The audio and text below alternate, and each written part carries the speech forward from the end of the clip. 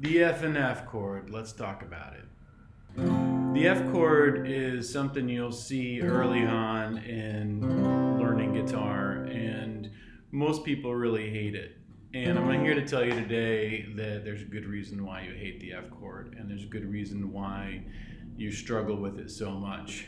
And that is primarily that when you're learning most of your chords, you're learning how to fret the chord from above, your fingers coming over the neck and landing directly on top of the string, like this. And that's difficult enough as it is because you've got to clear the open string so you don't thunk out there and that kind of stuff, right? But when you move these two fingers over to go to that F chord, you're also employing what we call the bar finger. And now what's happening is you're using a second set of muscles here that you would use to bar, combined with those muscles that you're using to fret. So in a lot of ways, it's a very complex chord to grab, especially in the early days. So close up, this one looks like this. This finger here is flat along those two strings. These fingers then need to come up over the top and clear these first two strings. It's a pretty difficult chord to make, and it takes a long time for people to really get it.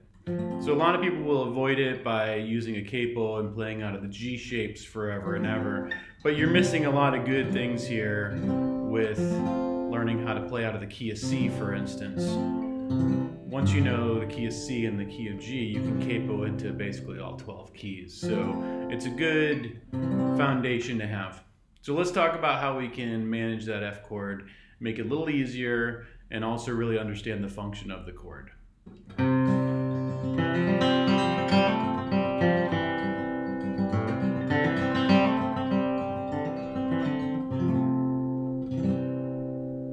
So a chord is basically three different notes. You have a root, a third, and a fifth.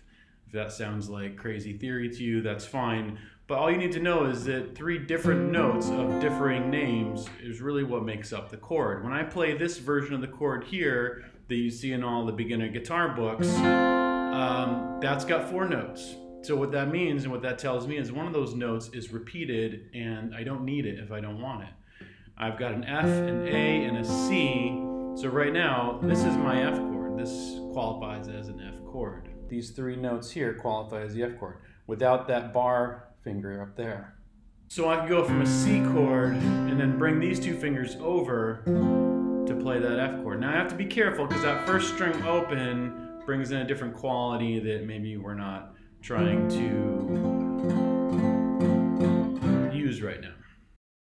So today we're going to work on two different ways to approach getting to the F chord. And we're going to use the C as our launching point because most of us have the C chord down. So if we can think about how to get there from the C chord, that's going to be really practical because any song that we play that's in C is going to have an F chord and a G chord in it, most likely. So let's start off with grabbing a C chord. If you don't know this chord yet, then that's your homework, is to get this C chord down. And that's challenging enough because this index finger's got to get up on the tip of the finger so that the third and the first string can ring out. Once you get that C chord down though, there's two things you can do to sort of get to that F chord. And the first one is to take your middle and ring finger and move them over together to those middle strings, the third and fourth string. So I'm taking the C chord here and I'm moving these two fingers here over, preferably together. So this is a good drill to practice. Leave your index finger down as an anchor and then move these two fingers back and forth, back and forth. Do that for about 2 minutes. You don't have to press down hard. You're just moving them back and forth together. Now the trick there would be with your right hand for the C chord to play strings 5, 4, 3, 2, or the A, D, G, B strings. Then when you move these two fingers over, play the fourth, third, and second string, the D, G, B strings. And now you can hear I've got the sound of my C to my F chord, right? That's first and foremost what you want to get working, because whenever you can have an anchor finger or a finger that doesn't move in a chord change, that's a huge advantage. Now I could stop there and I could use that as my F chord. It works. I just have to make sure I don't hit that first string open. take some aim with the right hand. Okay, so once I'm here, I can just work on leaning this finger over. Now what's going to happen is that these two fingers are going to try to move over as well. When I go to do the bar, these guys are going to try to lean over, and that's the problem.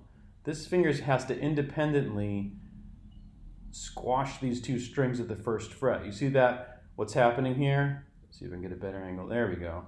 And you can see that as I go to bar this finger here, these two fingers are going to lean over and squash my chord out.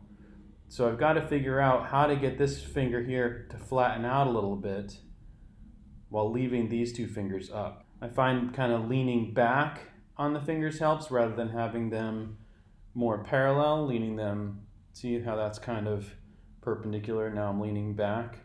That also gives you advantage here because then I start barring with the flat side of my finger rather than the front side of my finger.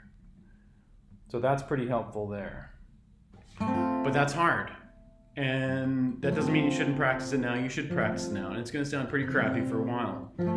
But keep in mind what you're trying to do. Keeping these two fingers here, perpendicular to the fingerboard. This one's got to get flat and bar. All right. So it's not going to be perfect. But that's option one, basically. And it starts off by moving these two fingers back and forth. So let's make that drill number one, and you can work on that. Set a timer. You don't have to strum it. You can do left hand, okay? All right, let's get into part two.